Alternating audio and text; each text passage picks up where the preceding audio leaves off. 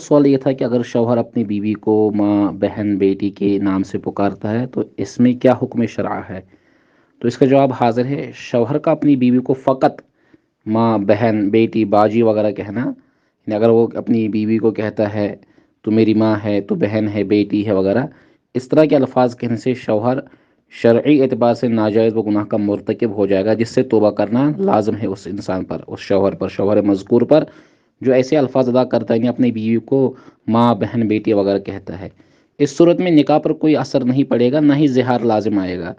کیونکہ زہار کے لیے ضروری ہے کہ وہ مثل ٹھہرا دے، یعنی وہ یہ کہے کہ تو میری ماں کی طرح ہے، تو میری ماں کی مانند ہے، تو میری ماں کی مثل ہے۔ اس میں بھی فقط ان الفاظ سے حکم نہیں لگے گا زہار کا، بلکہ نیت کا اعتبار ہے۔ اگر اس کی نیت یہ ہے کہ تو میری ماں کی مثل احترام والی ہے، جس طرح میں ماں کا احترام کرتا ہوں، اس کے ساتھ ادب کے ساتھ پیش آتا ہوں، اسی طرح تیرے ساتھ پیش آؤں گا، تو میری بہن کی طرح معزز ہے، تو بھی انہیں معزز ہے، مگر جس طرح میری بہن اپنی بہن کو میں معزز سمجھتا ہوں، تجھے بھی معزز سمجھتا ہوں، تو اس صورت میں بھی کوئی حکم نہیں لگے گا۔ اگر اعزاز کی نیت ہے تو کچھ لازم نہیں۔ طلاق کی نیت اگر کی ہے، یعنی یہ کہہ کر تو میری ماں کی طرح ہے، تو میری بہن کی طرح ہے، اگر طلاق کی نیت کی ہے تو اس صورت میں طلاق بائن واقع ہو جائے گی، کیونکہ الفاظ صریحہ نہیں ہے۔ طلاق رجعی تو الفاظ صریحہ سے واقع ہوتی ہے، چونکہ الفاظ کنایتاً طلاق کے معنی میں ہے، تو نیت تو ضروری ہے، اس صورت میں طلاق بائن واقع ہو جائے گی۔ زہار کی نیت ہے تو زہار ہے، اور تحریم یعنی حرام کرنے کی نیت ہے تو ایلا ہو جائے گا۔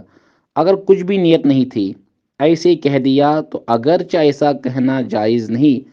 البتہ اس سے کچھ لازم نہیں ہوگا، مطلب کوئی چیز لازم نہیں آئے گی، نہ کفارہ دینا ہے نہ کچھ دینا ہے۔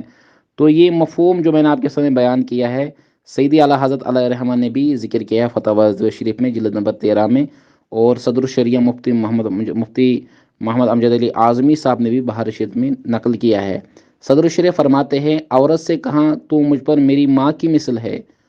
اگر کسی نے اپنی بیوی سے کہا تو میری ماں کی مثل ہے، تو صدر الشریعہ علیہ رحمہ فرماتے ہیں نیت دریافت کی جائے گی۔ اگر اس کے اعزاز کے لیے کہا تو کچھ نہیں، اور طلاق کی نیت ہے تو بائن طلاق واقع ہوگی، اور زہار کی نیت ہے تو زہار، اور تحریم کی نیت ہے یعنی حرام کرنے کی نیت ہے تو ایلا ہے۔